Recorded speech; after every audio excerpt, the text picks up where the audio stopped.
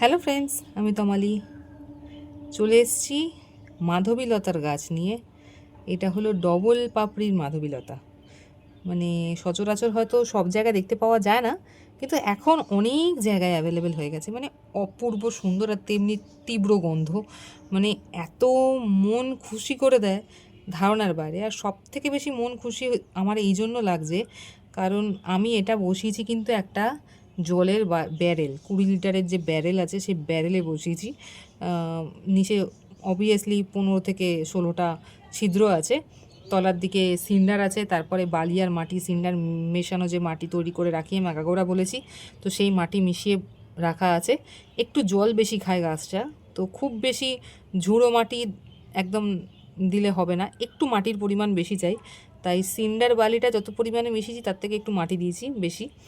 তো ওই just mixed মাটিতে কিন্তু গাছটা হয়ে আছে। আর মেন কথা হলো মাটিতে থাকলে গ্রাউন্ডে, একদম যদি গ্রাউন্ডে আমি বসিয়ে দিতাম তাহলে গাছটা যে পরিমাণে ফুল দিত। আমার কিন্তু টবেও কিন্তু খুব একটা যে খারাপ দিয়েছে বলে মনে হচ্ছে না। আপনারাই দেখে বলুন যে একটা ব্যারেলে এই মাধবীলতার গাছ এরমভাবে ফুল দিতে পারে। মানে সবাই ভিডিও দিচ্ছে তাদের মাটিতে বসানো আছে, মানে গ্রাউন্ডে বসানো আছে। আর আমার এইটুকু পুঁচকে গাছটা একটা 1 বছরের গাছ, আগের বছরে কিনেছিলাম, 1 বছরের গাছে ফুলের কোয়ান্টিটি দেখুন, মন মুগ্ধ করা। বৃষ্টির জলের থেকে ভালো খাবার সত্যিই কিছু হয় না। আর যদি পরিবেশ আপনি ঠিকঠাক দিতে পারেন, ও যেটা চাইছে সেটা। পরিবেশ সবসময় আপনার ইচ্ছা অনুযায়ী দিলে হবে না, পরিবেশ সবসময় গাছের ইচ্ছা অনুযায়ী দিতে হবে। গাছ আপনার কোন দিকে, বাড়ির কোন দিকে থাকলে সে বেশি হ্যাপি হচ্ছে আপনি তার বিহেভিয়ার দেখেই বুঝে যাবেন। গাছের যে হেলথ কন্ডিশন সেটা দেখেই আপনি বুঝে যাবেন যে আপনার গাছটা আপনার ওই স্থানে থেকে ও খুশি না অখুশি। মানে জাস্ট আমি আজ চোখ সরাতে পারিনি বলেই আমি জাস্ট আজ ভিডিওটা করেই ফেললাম। অ্যাকচুয়ালি ভিডিওটা অনেক দিন ধরে করছি, করা হয়নি। এর আগে আরও ছিল, মানে এই সাইডগুলোতেও ভর্তি ছিল, অনেকগুলো খসে গেছে।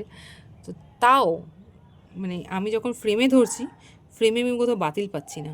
তো এটা গুড কোয়ালিটির একখানা গাছ আপনারা করতে পারেন যদি আপনারা কেউ ভাইন টাইপের গাছ চান। এটা কিন্তু লতানো, এই দেখুন এর ডালটা লতাচ্ছে, এটা কিন্তু লতানো গাছ। এটা এরকম নয় যে এটা একটা স্টেম, মানে একদম শক্তপোক্ত গাছ, একদমই না, এটা লতানো গাছ। আপনারা কিন্তু করতে পারেন যারা ভাবছেন যে ভাইন হিসেবে কোনো গেটের মাথায় লাগাবেন।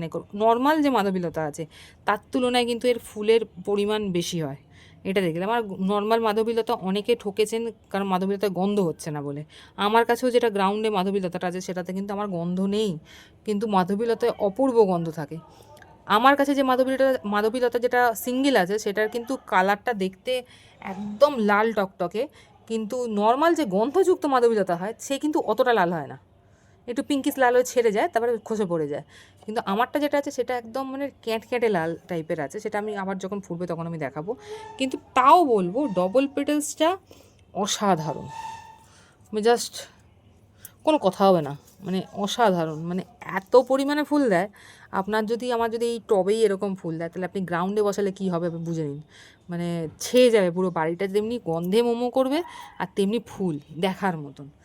মানে এটা করে ফেলুন, যারা করেননি তারা করে ফেলুন, যাদের কাছে জায়গা আছে গ্রাউন্ডে বসানো তারা গ্রাউন্ডে বসিয়ে দিন, মানে খুব তাড়াতাড়ি বাড়ে গাছ।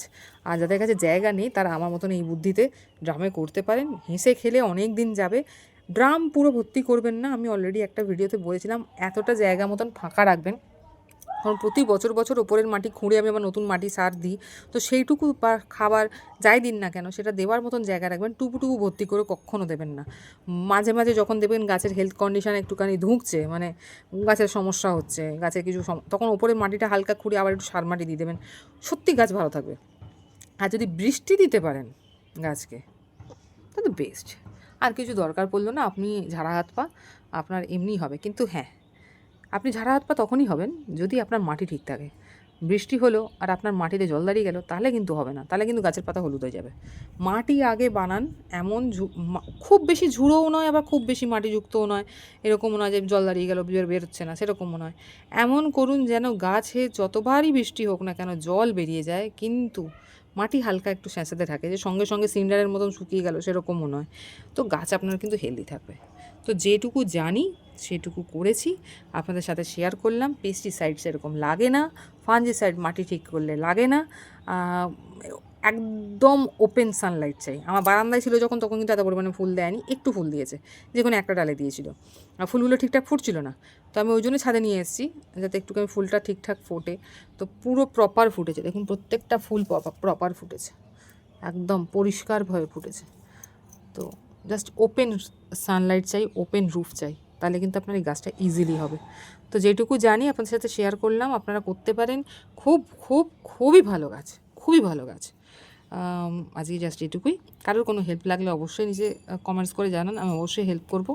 আগামীকাল আবার দেখাবো অন্য কোনো গাছের ভিডিও নিয়ে। সবাই ভালো থাকবেন, ভালো ভালো গাছ করুন, আর এরকমই যেন বাগান আপনাদের সবার ফুলে ভরা থাকে আর গন্ধে ভরা থাকে। খুব ভালো লাগে, মন ভরে যায়।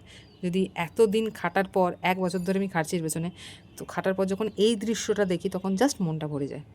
তো আজকে এইটুকুই, আগামীকাল আবার দেখাবো অন্য কোনো গাছের ভিডিও নিয়ে।